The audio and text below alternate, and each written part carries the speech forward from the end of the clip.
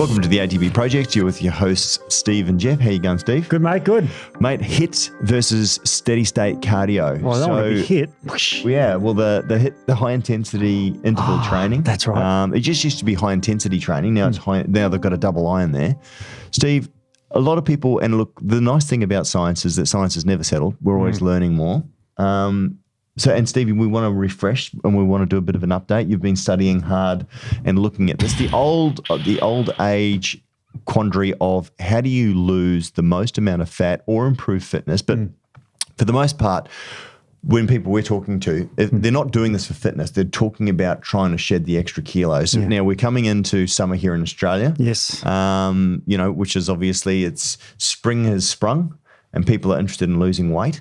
So the best form of exercise is the one that you do, right? Exactly. I mean, this is the tricky things. But for people wanting to optimize it, or for people that have got time constraints, yes, people want to maximize their efforts or maximize their fat loss. Yeah. So for the lazy person, or not the lazy person, the time challenged, or the lazy person, what's the fastest way to burn fat? Well, you've talked about HIIT and you've talked about steady state cardio. Well, steady state's great because you can just take the dog for a walk and That's good.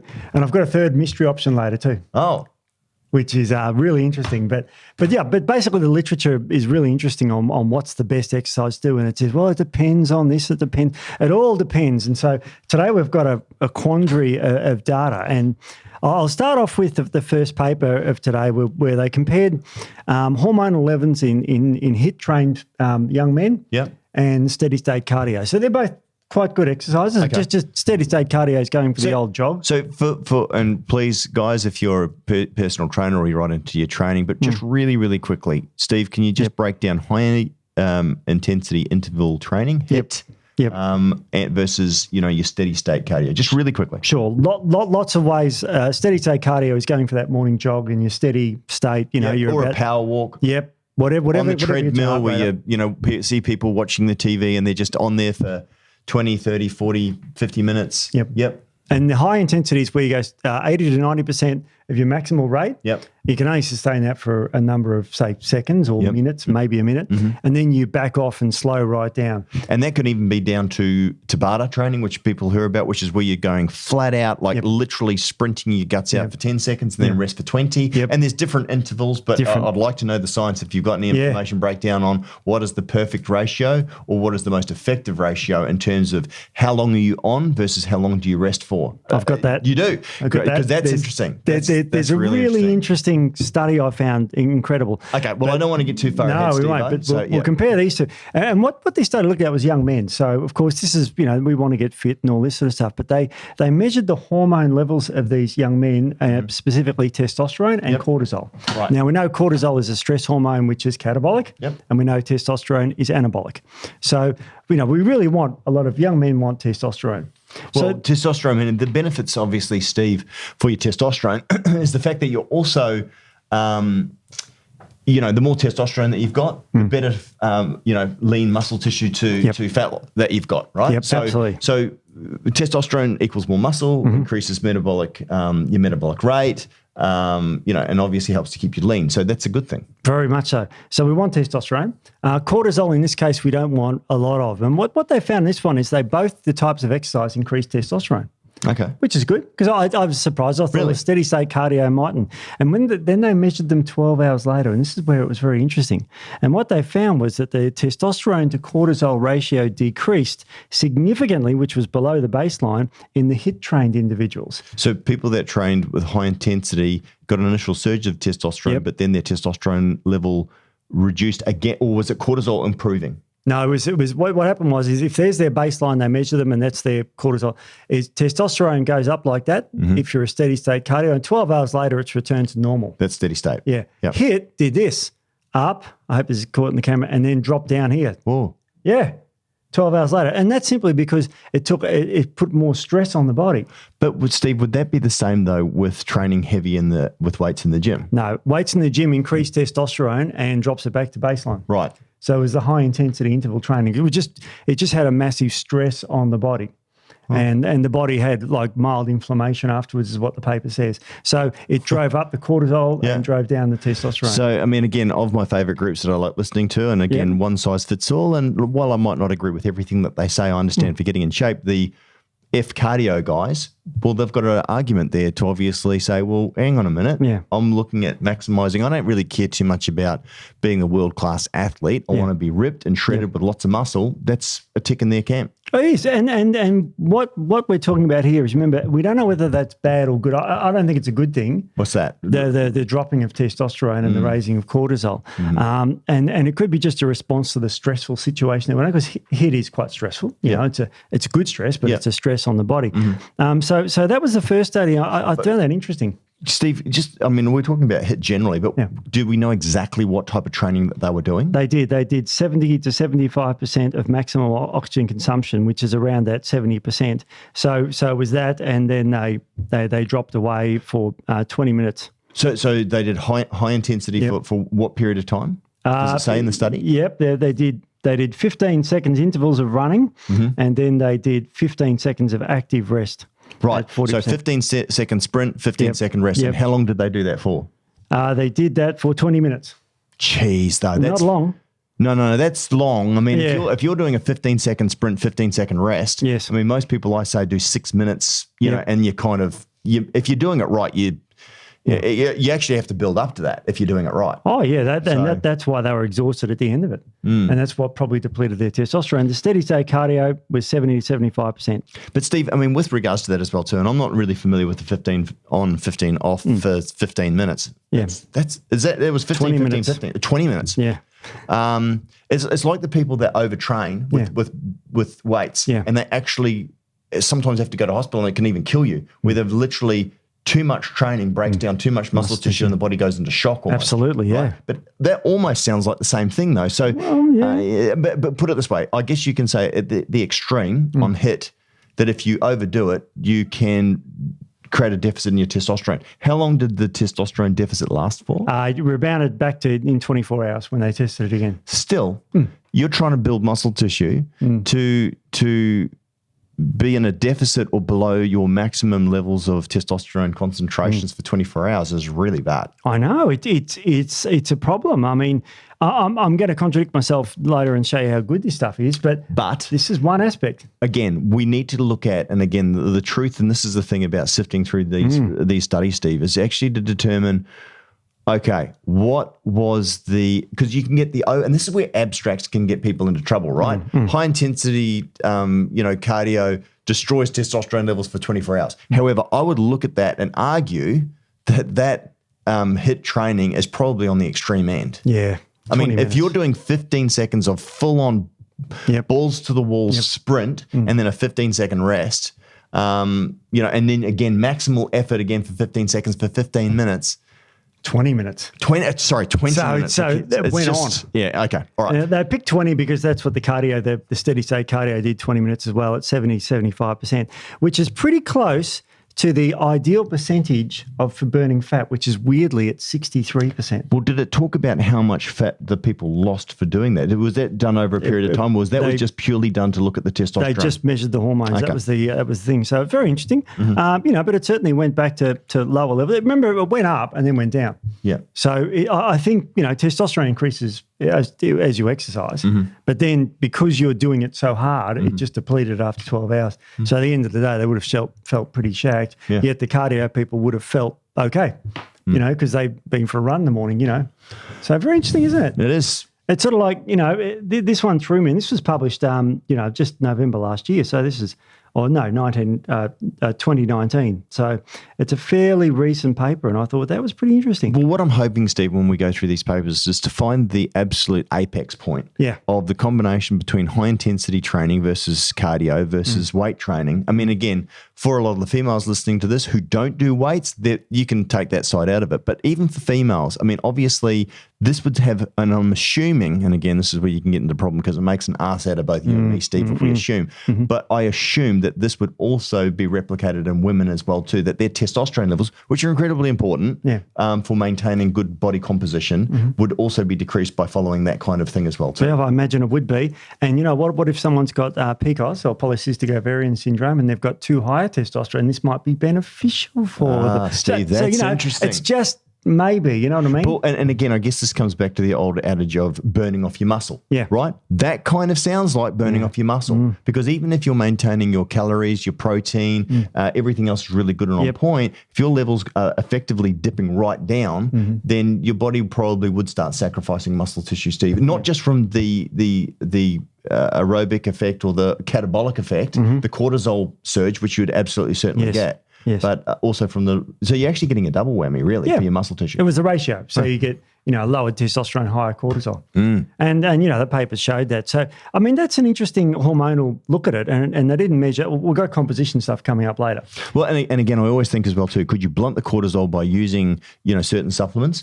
Could you also enhance bile-enhancing fat burning with, say, 𝗖𝗿𝗱𝗶𝗶𝗃 or something like that, at the same time as support testosterone through natural or unnatural means? And again, we're going out there to people that might be seeing their doctor for injections of Testosterone or something like that, but you know, which is legal, or through natural testosterone supplements that they can use as well too. So that also could have an impact as well. But overall, that's an interesting study. Very interesting. And again, it was one of the early ones I came across, and I went, oh, wow. Because I thought, it's going to exercise boost testosterone. But then when it depleted after 12 hours, I thought, that's really interesting. I've got to talk about that. So one of the big things that we had last time, we had Luke. Luke from Muscle Nerds came out. And one of the things that he was a real advocate for was obviously longevity and health. So it's not always about the quest for looking the most amazing physique that you've ever had. I mean, we've seen a lot of people do that, get into amazing conditions and then drop dead. Right? So in terms of longevity, he spoke a lot about the left ventricle in your heart, that if you don't do cardio, that overall you're shortening your lifespan because you're not actually looking after your heart. So, Steve, exercise in your heart, that's the next point. Absolutely is. Now, you ready for me to contradict myself? Yes. The HIIT was better for the heart. Basically, to cut a long story short, this was the World Journal of Cardiology, and they found, and I'll just quote this is in their absolute, big review. They said, for general health and primary and secondary cardiovascular prevention, high-intensity interval training has been recognised as an efficient exercise protocol with short exercise sessions. No, that's what Luke said, though. He said high intensity is good for the heart. And especially, I forget, my memory doesn't serve me. I think it's the left ventricle. Yeah, it is the left ventricle, because in your heart, you've got 4 chambers. And the bottom 2, the right and left ventricle, the left ventricle pumps the blood around the body. The right ventricle pumps it through the lungs. Right. So the left one, that's why everyone thinks your heart's off to the left, but it's actually just larger on the left because it has to pump blood all around the body. So it comes out, the aorta and down through the kidneys and everywhere. So it's a really powerful pump, that side. The other 2 at the top just receive blood in, either from the left side comes from the lungs and the right side comes from the body. So then the right ventricle pumps it through the lungs, oxygenate, goes in the left, the bottom left, around the body. So the left ventricle is the important one of the heart. And that's why, there's an artery there called the Widowmaker artery, which runs down the anterior aspect of it that gets blocked a lot for people with a heart attack. And that's the largest cause of death in the world, Western world. So obviously you don't want that to atrophy. You want to make sure that's nice and strong. And the best thing to do is getting lots of volume of blood through that to thicken it up, strengthen it up. Strengthen it up, yeah. So otherwise your heart starts to, basically fail. And, you get those arteries blocking up, and that's what atherosclerosis is, which is the leading cause of death in Australia, or the heart becomes to fail, and that's called congestive heart failure. So, exercise is going to help that. So, heart disease is certainly on the rise, especially with myocarditis and pericarditis for some strange reason, Steve. We don't know why. On the rise. It's just weird, But this heart disease is huge. It kills loads of stuff. So lots of people. I think heart disease is like the second leading cause of death behind cancer. It's number 1 in Australia. Number 1. Yep, number 1. There you go. And so the number 1 prescribed drug is cholesterol reducing drugs. Which the number 1 prescribed thing should be exercise. Yeah, of course it should be. It does my head in that we've got a lifestyle disease that's treated with a drug. It just doesn't make sense to me at all. So we've got some recommendations here from these guys. It's either 150 or 75 minutes of moderate or vigorous intensity physical activity. So that's per week. Per week, I was going to say. To gain benefits. So that's if, like, let's say you're very time poor and you say, nope, I've only got 15 minutes a day, it's high intensity for you. Right. And that suffices. Or if you can go for half an hour a day, 150 minutes, then you can do moderate intensity. Right. So a lot of people who are time poor, you've got to go hard and fast. The HIIT is better. Yeah. If you don't have to, then you can do longer exercise. And they both help the heart and improve functions and actually reverse atherosclerosis. Wow. There you go. So it makes sense, right? So it does, and and of course, what very common procedure these days is a stent, where if the artery blocks up because of lack of exercise, they put something in there which balloons it out, and they put something in there. It's called a stent, cabbage is a common name for it. Stent, I've heard stent. I mean, the best thing to avoid that, just exercise. Put the heart on a bit of straight. You know what do they say? Use it or lose it, right? Exactly. And then you get peripheral artery resistance without exercise. And so your blood pressure goes up because your arteries don't dilate when the blood goes through. It just stays stiff. Yeah. And so your blood pressure goes up, so you take an antihypertensive drug, and they're really common too. Just a milieu of failure. Yeah. And then you put on weight, and that stress your heart. Well, it's already weak. And that's the thing. I mean, regardless of anything else, Steve, that you and I believe in, as far as food as medicine and any other natural herbs and things that you can take, which we're obviously huge advocates of. Number one, overarching, probably alongside diet, really. I mean, diet, exercise before anything else. Of course. And why that isn't the focus and there's not more said about it is a bit of a crime, really. Can I get on my soapbox? Yes. I'd love to make a world rule or a medicine rule. Yeah. You can't get a statin or antihypertensive until you fix your diet and exercise. Steve, you'll be assassinated for saying things like that. Nice knowing you, Steve. Yeah, it's terrible. Yeah. So we'll get rid of that paper and change the topic really good. Okay. So I guess the other thing we need to worry about is diabetes and blood sugar control. Yeah. Yeah, because that's huge too. Everyone's got diabetes. And that's on the rise, Steve? Over 1 million Australians now have diabetes. Wow. And we're a country of what, not even 25 million people? That's right. So 1 in 25 have diabetes, and about 40% of us have syndrome X. Right. Or Revin syndrome, or insulin resistance, whatever you want to call it. And the two major reasons for that, Steve? Diet and exercise. Broken record. But which is the best diet? We're talking about the two exercises. I was going to say diet or exercise. No. Are you talking about exercise? Okay. Yeah. HIIT or steady state cardio. You want to have a guess? For diabetes.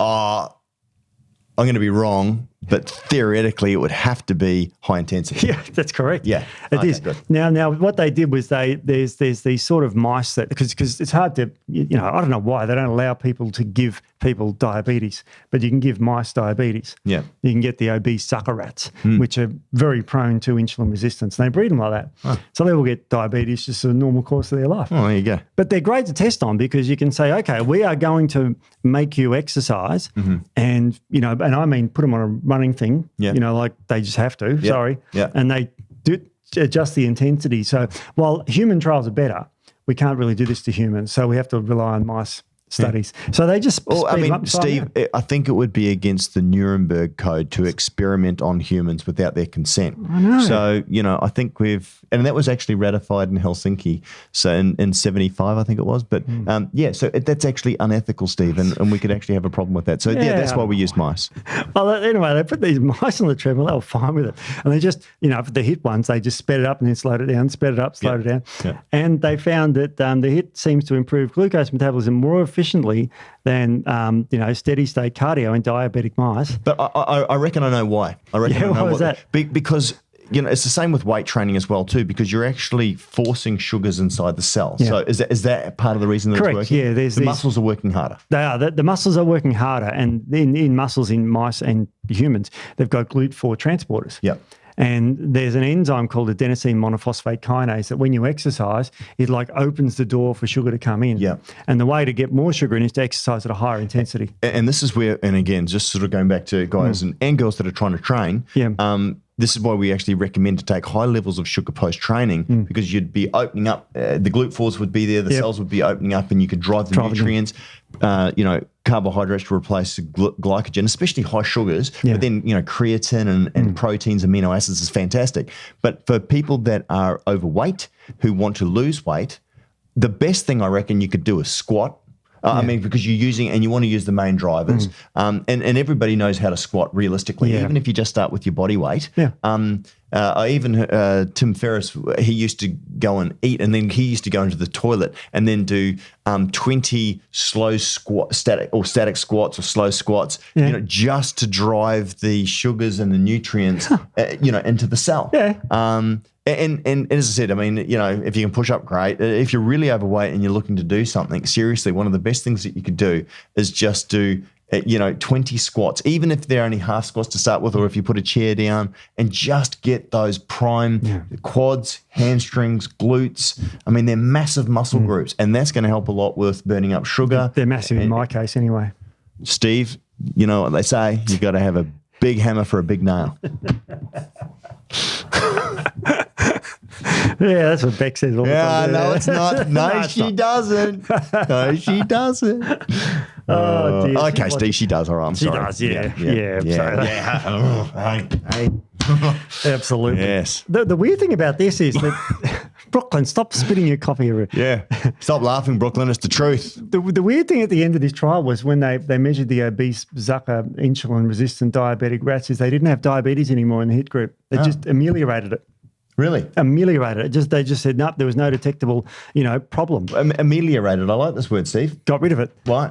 Yep, eliminated it. Wow. So and diabetes is like, people think it's a life disease, but it's not. It's a lifestyle disease. I don't know if you heard that saying, but you can reverse it. I'm trying to stop laughing. All complaints, please send them into Brooklyn. Yeah, Brooklyn. Seriously, take control. Oh, quick, change this topic. Okay, change the subject. Let's go. All right. Now, what about aerobic capacity? Yeah, cardiovascular fitness, because we all want that better, don't we? We all want to be able to go longer and harder. Some more than others, Steve. Yeah. Sounds like you don't have a problem by the sounds of things. Definitely not. Hey? So what's it like? Then? Yeah, anyway. Well, But no, that's right, Steve. Yeah. Everybody wants to improve their fitness overall, I think. What I loved this one was that they only did it in 8 weeks. So if you want to get fit in 2 months, this study can do it for you. Yep. This will tell you what to do it. And what they found was that they measured exercise, and they gave them, different exercises, but the same amount of exercise. So the 20 minutes, they either did 20 minutes steady state, or like I would say 20 minutes of up and down, up and down, up and down. Yeah, that sounds rude too. But anyway, what they found, but there was no significant differences on their cardiovascular fitness at the end of the study. What? Hang on. So someone who went for a 20-minute walk every day versus somebody who went for 20 minutes of high-intensity cardio, there was no difference in their fitness? No, not their aerobic fitness. It said, the results suggest that although HIIT protocols are time efficient, they are not superior to conventional exercise training in sedentary young adults.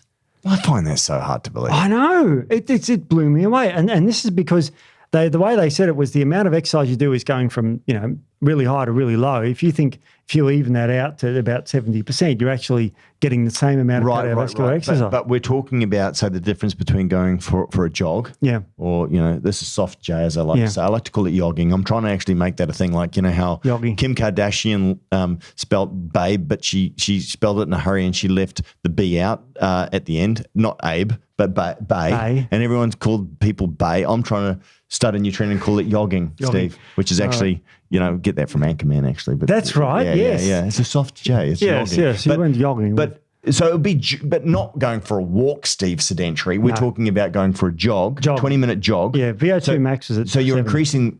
increasing the heart rate, you're increasing it, but it's mild and steady, versus a high-intensity sprint on and off for 20 And I minutes. think the key to this study was sedentary young adults. So they were completely lack of fitness already. Yeah. So I think they both just went like that. And I think once they're at that stage, I think the HIIT may take them further. Right. But from going from nothing is, I think it's really useful. So I found that interesting. And that's just cardiovascular fitness. Yeah. So if they're sedentary, and if they're, say, overweight and got diabetes, that we know the HIIT's better for that.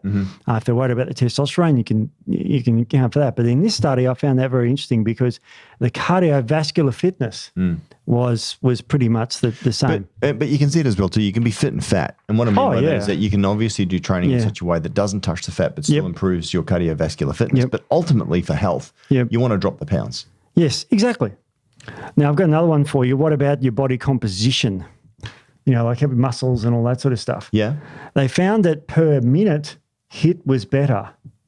But if you did your cardiovascular exercise for longer, there was not significant differences. Right. So lots of my friends, when they were competing, they'd take their dog for a walk first thing in the morning for around about an hour, 45 minutes to an hour. So it was, you wouldn't say it was power walking, but I mean, and the closer they got to competition, it was more of a shuffle for some of these guys because they'd be just flogged, right? And they just were lean and, what have you. But overall, and for the average person, if you've got a lot of muscle tissue, your body's running, your metabolic rate's running higher anyway. It is, yeah. So if you're then watching what you eat and then you're obviously, utilizing exercise, I am interested and I don't know if any of your study covers this, Steve, time of morning, fasted versus non-fasted, because I think that can have an impact. Hormone levels, I mean, when you wake up in the morning, you've got more cortisol, which naturally is catabolic. Yep. But if you can utilize that to tap into burning your fat, that's obviously better than training at a time in the afternoon, maybe when you're a little bit more anabolic, when you should actually be doing weights. Yeah, well, no, absolutely. It is better to train fasted for fat loss. We've done that before. There's a number of studies on that. Yeah. It's a really interesting one. But what I found with this one was that they're both, I'll read the conclusion. It says short-term moderate intensity to high intensity exercise training can induce modest body composition improvements with overweight and obese individuals without accompanying body weight changes. So what it did with the high intensity was their weight sort of stayed the same. But their composition changed, so they lost fat and gain muscle. Right. So yeah. But hang on, Steve. That's in contradiction, obviously, to the first study where I think they were overtraining. I think that was massively overtraining. Oh, yeah. So does it say in the study what sort of high intensity interval training they were doing and for how long? Yeah, they did. They did for 10 weeks. They did 3 sessions per week, and they did the high intensity training was 40% less than the cardiovascular training. Right. Because they obviously stratified it for the amount of work done. So does it say specifically exactly what it looked like? Oh, yeah, it's on the methodology here, absolutely. Yeah, because, I mean, I'm really interested to understand the methodology, because if it turns around and goes, okay, we did 6 minutes of Tabata, or we did, a 10-second sprint every 60 seconds, and then we did 6 of those. I mean, I'd be interested to know sort of what the actual study looked like.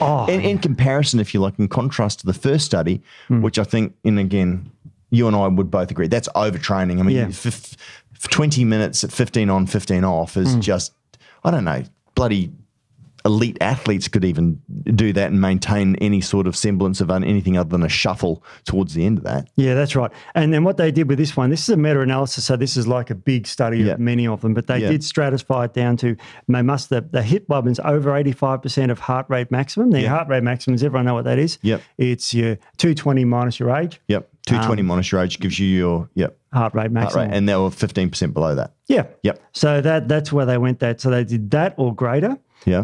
And the cardiovascular group did a 60 to 75% heart rate max. But over what period of time specifically is that over a 10-minute, 5-minute? The duration one for the HIIT was up to 4 minutes, and the cardiovascular one was for 30 minutes. And the HIIT one did only for 20 minutes, and the cardiovascular was 30 minutes. Right. So there was 20 minutes. There was more time taken for the steady state cardio. Okay. So very interesting. And the results here said there was no difference, but you exercise for 10 minutes less. So you know what I mean? So the HIIT actually per minute was better. Yeah. But it didn't show any difference because you had things. But what it did find was that the HIIT may be time efficient, a component of weight management programs. So it said that, look, if you only got 20 minutes, go HIIT. Yeah. To lose your body fat. But the interesting thing about that is that, remember, their weight didn't change. So if you go, all right, I'll listen to Steve and Jeff's advice and do a HIIT and jump on the scales, 12 weeks later, they didn't notice any weight loss. Yeah, well. And they give up. Yeah, but weight's, it's irrelevant. And that's the problem. They had without accompanying body weight changes. Well, you can imagine as well too. Let's say, for example, you haven't trained before and you jump onto the devil's tricycle, which is the the one with the arms and the legs those wind bikes, whatever you want to call them. You're actually using a fair amount of muscle, especially in a sprint. The amount of quad strength that it takes, and that can actually improve lean muscle tissue as well too. I know that sounds funny, but and if you're eating better, maybe improving your protein a little bit, you might actually improve muscle tissue, which overall, and I used to see this all the time when I used to sell supplements and the supplement company that I had, people would come in, I'd immediately up their protein. I would be, getting them to exercise. Most of the time it was with weights, but even if not, their fat loss in the first couple of weeks was was negligible. I should say their weight loss. Their fat loss might have actually been substantial, but it's like a slingshot. Because as you improve in muscle tone, you're activating more muscle fibers, you're improving your insulin sensitivity, and then all of a sudden the weight, it's like nothing really seems to happen. And then after 2 to 3 weeks, 4 weeks, then you really start to take off if you maintain it, because your body's metabolic rate is actually increased. So you're burning more calories through the day than what you were before. You know, so not just at the time of exercise. And going to the gym is a weight gaining exercise. You know, if you look at the athletes, the gym goers, they're massive and they're really heavy. They're lean, but they're heavy. You know, so you're absolutely right. Now here's a new one for you. They're compared in this one a high intensity interval training with sprint interval training, or SIITs. Sprint interval training, okay. Yeah. I like the idea of the sprint interval training, Steve, because I mean, if you look at your 100-meter runners, and we say this all the time. They look like freaking bodybuilders. They've got amazing physiques. Powder weight ratio is incredible. They have to be lean, but they have to maximize their muscle mass without becoming muscle bound or what have you. So I like sprint interval training. Well, I'll give you the methodology and I'll give you the results. So this, the SIIT training, or the sprint interval training, perform 4 bouts of 30 seconds all-out cycling effort. So it wasn't sprint, but on a bike. Interspersed with 4 minutes of recovery or passive or light load. That's what I do. 30 seconds. That's what I do. All right. Good. Well, you're going to like this. Now, mind you, don't look at me at the moment because I haven't actually been doing it much lately. But coming into summer again, that's what I do in the morning. And then I take the dog for a walk. Awesome. So you have to build up to 30 seconds. To actually start with, I recommend people start with 10 seconds. I'm not kidding. 10-second sprint. But anyway, go on, Steve. But it's pretty amazing because, you know, I mean, so think about that. You're only exercising, all right, very, very hard for 30 seconds. And then you got 4 minutes sort of, we'll call it a break, but you sit there and just move your legs. What they did with the HIIT was that they said, okay, 4 bouts of 4-minute efforts at 90 to 90% peak heart rate, interspersed with 3 minutes of active rest at 50 to 60% of heart rate. That's pretty huge. And so how long did they do that for in the HIIT? The HIIT, they did that for, they did that. What was the session time? The session time was 7 minutes and they did 4 of them. So per week? Per session. Per session. Per 4 cycles, 4 7-minute cycles per session. So you're talking about 28 minutes, nearly half an hour, versus the sprint interval training, which was 4 minutes. Yes, but they did 4 cycles. So they did 16 minutes. Okay.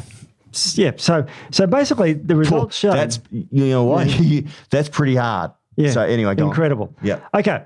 So the HIIT and the SIIT groups improve respectively quite significantly, but the better one was the SIIT. 100%. They're not surprising me at all. So incredible. They lost more fat and everything. So it's quite incredible. The waist circumference was less with the SIIT group, from only a little bit, 3.1 to 3.3 reduction. So you still get a little bit. But you're looking virtually half the time. Yes, and only the SIIT showed a significant reduction in body weight and BMI. How many times a week did they recommend that, Steve? They recommended this one for 3 times per week, so it wasn't a lot. I mean, I think that's ideal. Actually, it's funny. It brings me back to 𝗖𝗿𝗱𝗶𝗶𝗧 Body for Life Challenge. It got me really interested in this space way back when in the 90s. And he had something very similar. He did weights on one day. The next day was followed by cardio. It was about 20 minutes, and it was a high-intensity sort of a thing. It was a gradual increase, 1 minute sort of moderate, a little bit faster, very fast, and then flat out for a minute, and then you'd go back to the original thing, which is cool. And it was very easy for people to understand. 3 days of training weights, 3 days of training cardio, and then a rest day. I like that because, again, you're not overtraining it. It keeps things fresh. Most people could probably afford 16 minutes. And I've got to say as well, too, if people are listening to this and go, I'm going to do the sprint training so I can look as amazing as Jeff. And seriously, that's tough. Underneath this, Steve-O, it's just, it's underneath all this. The red pen's come out.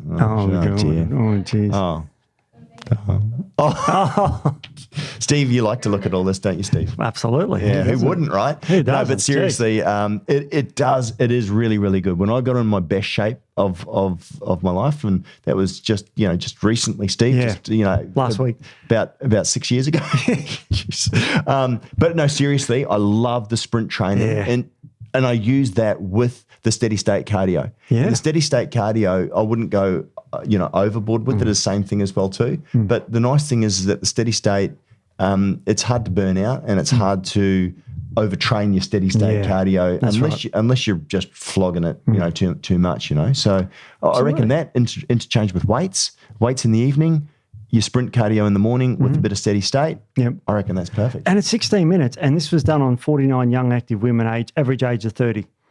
And their BMI was 24.8, so they were slightly heavier, but not overweight. Yep. And what did they come down to, Steve, at the end of the trial? Didn't say what they came down. Oh, they lost 3.3 kilograms. Okay. Over what period of time? That was over 8 weeks. Okay. But their composition improved dramatically, and that was the beauty about it. Yep. The skin folds where they measured it. Yep. So so the skin folds for the HIIT group, 15.8 they reduced, Yep. and for the SIIT it was 22. Yeah. So it was significantly more. Yep. So we really found the SIIT was better than the HIIT. Yeah, I love SIIT training. SIIT training. It's funny, I've never heard of that, but I always call it sprint. I always just classed it as HIIT. Yeah. But I guess now that they're actually recognizing sprint, but sprint, I love the sprint. Yeah. Get it over and done with quickly, put in a little bit of effort, and then go and eat your popcorn. I'm kidding. It's incredible, really. It really is incredible. And so what we're up to now is December 2018 they did a massive review on what's the best for fat loss, and we're going back to HIIT or moderate intensity now. So it was a big study. It's interesting, Steve, because I can't remember when we did the last one. We were looking at how do people maximize their fat loss, and it was and Ben Greenfield and Matt and I interviewed him when we were over in Lake Tahoe and he's brilliant, right? Seriously, go and check out his blogs and his pages. I mean, he's biohacking himself. I mean, he's a really great guy, really knowledgeable. Oh, yeah. And I believe he as well too says it's a combination of both. Yes. Is it? It is. Yep. I mean, they both work really well. In this particular study, so it's a whole lot of different methodologies, but it's around about that same HIIT and moderate intense training. But they found the HIIT was better for total absolute fat loss. Yes. It was in the studies, it was an average of 1.58 kilograms for the HIIT and 1.13 for the moderate exercise. So 1.8 to 1.3. Yeah, well, 1.6 to 1.1. Oh, there you go. Okay, so nearly, that's a fair bit. Nearly 50%. Yeah. I mean, that's pretty significant. Yeah. So the best, they did a subgroup, and guess what it was? The SIIT, and it was 3.22 kilograms. so the SIIT group was always better. Smashed them. Nearly doubled. It was double. It was over double. Doubled for fat loss, but not weight loss, because they built more muscle. And this is why the old adages, right, which is what we always used to say, look at your marathon runners versus your sprinters. Who would you rather look like? Yeah. I mean, So it was a really incredible study to have that sort of, and this is a big one. This is a meta-analysis. This is Class A evidence. So that's why I included that study in here in this big review. Love it. So SIIT training. It's the best again. And that's not sit on the couch eating donuts. No, it wasn't, was it? Yeah. But that's good. And look, in terms of the things that I'd recommend as well too, we've got an elliptical treadmill at home, which are bloody awesome. They rely on your own power, so they're not powered. They're tough.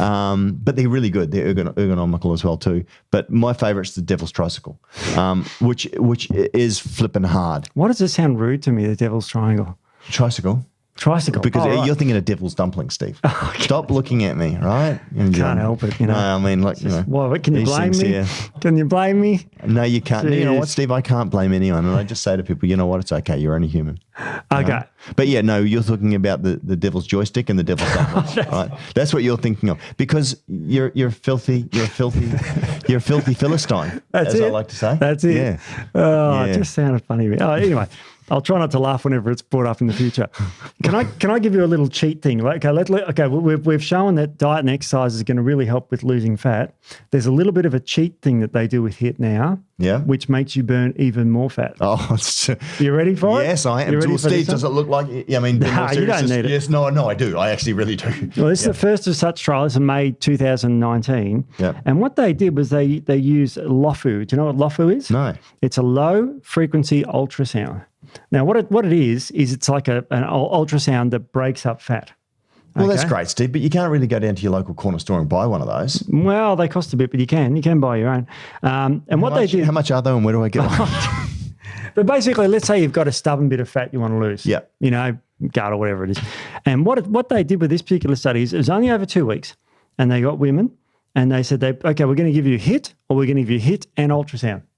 Okay? Mm-hmm. So the bottom line was, and I'll read the results and then we'll talk about the methodology. These results show that the HIIT combined with the low-frequency ultrasound was effective in essentially improving body composition, lipid profile, and fitness. This combined strategy allowed overweight sedentary women to achieve positive health outcomes as little as 2 weeks. Okay. And it was better than the HIIT alone. How much? How much better, Steve? Come on. It was only slightly significant, but it was better. Is it statistically important, though? It was statistically better. Okay. So it was only like about a kilo better. Over what period? 2 weeks. And how overweight were the women? Oh, they were overweight. They were in the 30s of BMIs. So yeah, that's overweight. So how much as a percentage more did it improve? The percentage more they didn't actually measure, but you can work that out. It was Come on, Steve. Let's see. It's about 33% better. Well, that's freaking huge. I think it is. But you got to remember that the other way to get 33% more fat is to work out for another week. but I know what you're saying. I mean, No.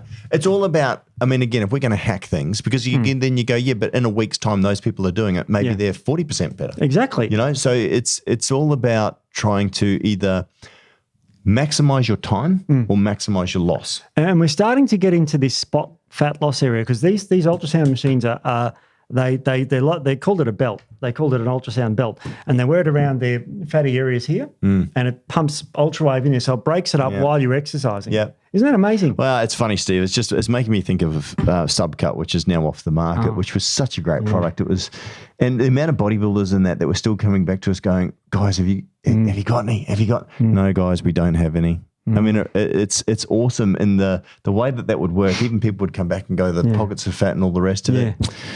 Hey, amazing, isn't it? Sad, Steve. So you know, this is another little thing that can help you just remove those extra few kilos with your HIIT. So we're not, you know, there's no magic bullet. No, you gotta move it to lose it, or move it or lose it. Yeah, or you can suck it off. You like that? I'm making that into a T-shirt. No, you can suck the fat off. Now, the cryofreezing does actually work. Just call me Pandarized. But you got to remember, apart from liposuction where it ends up in a got, the freezing breaks the fat cells down, but you've still got to burn them off. So you've still got, like this, you know, ultrasound stuff, you got to break it up, but you still got to burn it off. So that's why they combine them both, and they wore this belt, which I found really interesting. So, yeah, you can wear a little belt that'll... Yeah, there is another fat loss method, I don't know much about it, where they use pressure around your fat areas, and that's supposed to help you lose body fat. So... Oh, really? Yeah. Huh. Okay. Next. All right. Now we know that HIIT is better per minute, right? But what if you match the amount... Like, let's say you go, I've only got 30 minutes. Which exercise should I do? And is it HIIT or is it, you know, just other training, you know, and that sort of thing? But what's other training? Oh, like steady state cardio. Right. But when you match the amount of workload they do, this study found that both HIIT protocols were equally effective in improving regional body composition and fat oxidation during exercise in obese men. So if you're obese... Yep. Do both.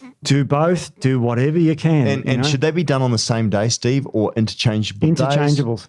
Right. For an obese man, you got to remember anyone who's obese, they're not fit, so they'll do some work and they'll feel sore the next day. So you back it off. Otherwise, they, you know, in my clinical practice, they really, you know, didn't want to back up and go to the gym every day because they'd be sore. Yeah. You know, no pain, no gain. Exactly. Right? But the thing is, I guess, in terms of everybody's a different state. Yeah. And this is the thing, the best exercise is the one that you do. Exactly. And whatever you find, you know, with this information, look, we've probably got some at the top end of guys. Yeah. They're going, right, you know, I can tweak and, you know, make changes or what have you. Yeah. But realistically, it's about what works for you and what keeps you motivated and keeps you going. And motivation comes from two ways, seeing results and also not burning yourself out. Exactly right. I mean, another study here, and I know we're getting a bit short on time, with women, 12 weeks of low-volume sprint interval training improves cardiovascular outcomes in overweight women. Basically, high-intensity training, i.e. SIIT or HIIT, seems to be more beneficial than medium a medium intensity exercise for improving insulin sensitivity. So there's a pattern here. It works in the rats. It works in women. So it probably works in men too.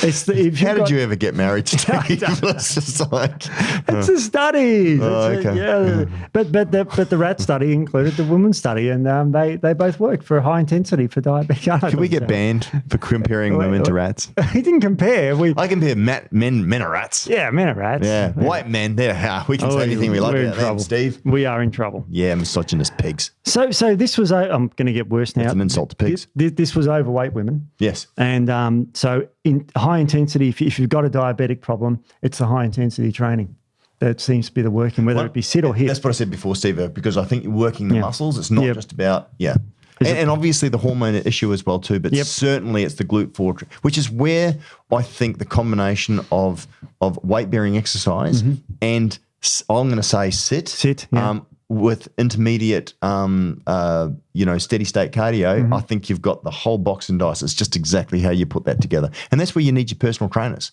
This is where you should be talking to a good personal trainer that creates a plan because, and the old saying is trust the plan. If you've got someone you're accountable to, that's massive. If you've got a plan, and Harvard University showed this as well too, for people that are at goal setting and all the whatever it is in life, right? If you've got a plan and you can stick to it and you just do it by the numbers, you're way ahead. Yeah. So if you are listening to this and you're going, oh, geez, where do I start? I've got all this information or what have you, go get a PT. Go get someone who you can be accountable to, someone who can help create a program for you, and then just trust the plan. It'll come. Yep. And if you're short of time, I think the SIIT's the best way. 100%. And you got to remember, just think about this. It's 30 seconds of exhausting exercise, but then you have 4 minutes break. Yeah. So, you've got to knock it out of the park. You've got to go 100%. Yep. Not 70 or 80 and save it for next time. You do about 4 or 5 of those with 4 minutes rest. Yep. And you're actually going to be it's going to really improve you dramatically. Yep. I mean, it's really good. I mean, the only other way is, you freeze it off or suck it off. The problem is with those, Steve, I think, nature knows best, right? I mean, if you do it naturally, you're going to be more inclined to keep it off and you know how to do it. You go get liposuction, chances are it's going to come back. And it would be really interesting to actually have a look at the studies in terms of people that have had liposuction, how many times that weight's come back again. Most of them. Actually, I've seen studies on that. Have you? It's been quite ineffective. Yeah. Because it doesn't teach people to change their lifestyle. That's right. So then it's just like more donuts and that Netflix, right? Yep. And there was a new drug approved, a diabetic drug for weight loss recently. And it's an injection once a week and horrendous side effects, makes you feel sick and everything. And that's fine. That'll get passed. Well, it is passed. It's just GLP-1, which is a hormone that delays gastric emptying, and it's a diabetic drug, so it slows down your digestion, makes you feel sick. It's just hard not to be cynical. And the people who reported in the study said, yes, they lost weight, and the chief reason for losing weight, they felt sick and didn't want to eat. How's life going for you? Imagine if you know what I mean? That's a really tragic. I think tragic. When we've got all this stuff that works, just saying some of the evidence. Exercise is clearly working. It's going to help your heart. It's going to reduce your diabetes. It's going to do everything else. I'm surprised the powers that be don't ban exercise next. It really works extraordinarily well. It's free. I mean, you've got a choice of you can do this HIIT stuff in the pool. Yep. So in summer in Queensland, it gets really hot. You go to the pool, you swim one lap as fast as you possibly can, 30 seconds, as fast as you can, and then you just cruise, do a couple of laps really slow, and then bang off again and do it. Actually, you mentioned a really good point, Steve, for people that are overweight. Low impact exercise is the way to go. I love, as I said, the devil's tricycle, but you can use a bike or even treadmills are not too bad. I mean, mind you, running on the road, that's, especially if you're overweight, I think for every kilo, Steve, I forget the maths, it's for every kilo, it's like 7 times more stress on the joints. Yeah, it is. It puts strike force through you. Yeah, I forget what it is. I'm sorry, I can't remember what it is. But obviously, so the more weight that you lose, it's so funny because Tony and I take Biscuit, our little dog, for a walk, and we play gorillas and gazelles, right? Which is like we watch people running, and sometimes you see these people, and they've just got a beautiful action, and they're made for running, right? They're, just beautiful stride, and then just, I see one girl, she runs and she runs on her toes, right? Which a lot of long distance runners actually do, Steve. They do, runners. I mean, some are mid heel strikes, and we remember that episode we were doing, and everybody's different, Everyone's right? different, And it's like, wow, what a gazelle! And then you see other people running past, and seriously, it's like a gorilla, like, and and like it looks like they're about to blow their knee out. It looks like, I mean, seriously, they look like they're one step away from death. And it's like, that's why I don't run on the road. It's a tough. But you've got to find the exercise that works for you. Exactly. So this is the thing, right? You've got, jazzercise and aqua aerobics, right through to, sprints and hill sprints. I mean, hill sprints are amazing. Well, yeah, because they are brilliant. And in fact, less impact than what you're going to have running on the flat or running down a hill. So if you actually do hill sprints, the impact is significantly less. Yeah, because you're stepping up. Yep. But you just got to find something that works for you. I mean, rowers are fantastic as well too. I mean, people go, oh, the absolute ultimate is to do this exercise or a Wingate bike, which is true, but not everyone can afford that, and or not everybody enjoys that style of exercise. Steppers, climbers, elliptical trainers, which have really gone out of vogue, which I think is probably a good thing because they're pretty useless. But if you're really overweight or if you've got problems with your knees or your joints, bloody get on it and just work it out, right? You're still lapping people on the couch. Yeah, that's exactly right. Yeah. So the take-home message is to do one of these exercises. Which one? It doesn't matter. But if you want the best results, it's the HIIT and SIIT. Just get your heart rate up. Yeah. Just get it up, get sweating. It's pretty simple. The literature is really clear on all that. So the other thing, I guess, to tie into all of this, Steve, in terms of, so obviously SIIT, which is, again, I've always sort of classed under high-intensity training, but like sprint training, I love sprint training because you can get it over quick. You've just got to be mentally dedicated to actually get into it. And look, a way if you're really unfit and you want to get into it, is start off and do a 10-second. So start off, warm up for a few minutes, 2 to 5 minutes, just to get the joints moving, all the rest of it as well. I'm talking on a stationary bike here. I find it easier on a stationary bike or on an elliptical treadmill because you don't then have to up the speed. You actually control it with your own stride. Yep. So you can make it go faster or slower, so you don't have to worry about push it up to a maximum speed so I'm running. But a couple of minutes warm up, 10-second sprint, followed by 50 seconds of rest. Now, this is for people who are really unfit and just build up. Start with 4 to 6 of those and then maybe go up to 15 seconds the next week and then 20 seconds the next week. And have a look at that and incorporating that into your diet 3 times a week. So Monday, Wednesday, Friday or something like that. And then interchange that with some steady state cardio. And look, if you're really overweight, or if you're not particularly that fit, power walk as opposed to jog. So, if you can, find some hills as well too. And then if you possibly can, interact that with 3 days a week of weight training as well too. And look, for the guys that are out there that are really on this, they'll probably be able to take that and go, you know what, I'm going to tweak it by adding some sprint into my exercise. Or, geez, I didn't realize that high intensity training was actually burning off that much testosterone. Mind you, as I said, Steve-O, that is a ridiculous amount of training in that first study. I think sprint is good because you can reduce the duration, but you can maximize the effort. Yeah, 15 minutes sprint training. I reckon you can even start with less. In fact, I even recommend people start with 5 to 6 minutes of actual active training. So that's 2 minutes of warm up, 2 to 3, 4 minutes of warm up, whatever you feel that you need. Then a 10-second sprint, 50 seconds break. Do that 6 times. You're off including warm up and warm down, you're off in 10 minutes. Exactly. That's a great place to start. Then slowly increase, go from 10 seconds maybe to 15, then go from 15 maybe to 20, and maybe max it out at that.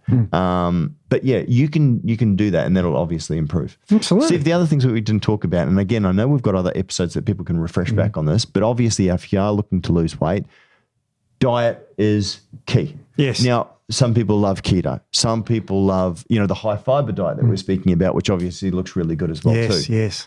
But some overarching things that I think are really important.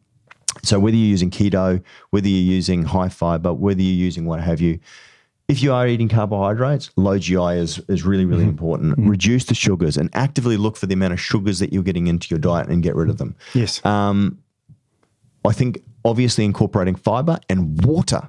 And that's something that people forget a lot as well too. Consume more water. I mean, the old adage is 2 liters of water, whatever. But you should be getting in at least a couple of liters because most people, I think, underestimate how much water they take in a day and they're not getting enough. Especially if they're training. Which they will be after this episode. Yeah. Well, being mildly dehydrated, Steve, I think can have an impact on your your basal, so your resting metabolic rate, by a significant amount. It's huge. What the details are. Your body shuts down and begins to reduce functions because you're running out of something. And you're not getting rid of the toxins. Yeah, that's right. If you can reduce the toxins and flush those through, that's obviously a fantastic way to improve your metabolism as well too. Help your body be better at oxidizing fats, getting rid of those byproducts of the fat burn off as well too. So water is really important. And then lastly, and we sort of went through this last time, was look at supplementation that can help. Yeah. Now we know that caffeine is actually good in moderation, right? We know that 𝗖𝗿𝗱𝗶𝗶𝗃, and Steve, we just went through the 5 best and the 5 worst, ingredients. So good supplementation with good proven ingredients can obviously help as well too. But like anything, it's not a magic bullet. Don't overdo it. Diet, exercise is the most important thing. It's king. It's by far king. And so the take-home message really is to get off the couch to start with. And if you're already off the couch, look at SIIT and HIIT. Yep. That's I reckon it's a good little take-home message, I reckon. Good one. Good one. All right. That's all that we've got time for today, but we'll be back with some more next week. Absolutely. We'll see you all next week. Thanks, Steve-O. Bye, guys. Okay. See ya. Bye.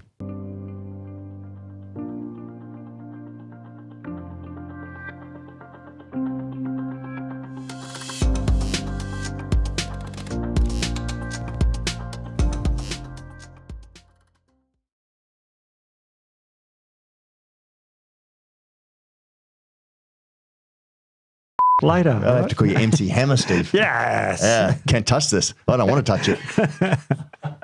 Only if you ask nicely. No, I'm not. I don't want to. All complaints, please send them into Brooklyn. Yeah, Brooklyn. Seriously, take control. Oh, quick, change this topic. Okay, change the subject. It's gone. What's wrong with our support team? They're all losing. What? What's wrong with it? What's wrong with getting you guys? I wish we could turn the camera on these guys. What's wrong with getting it sucked off? I mean, you don't want it on your body. Why is she crying? She's crying now. I don't know. It's a medical procedure. It's a long, thin thing, and you suck it off your body. Stop laughing. I don't know. I think I worked it out. Oh, okay. Yeah.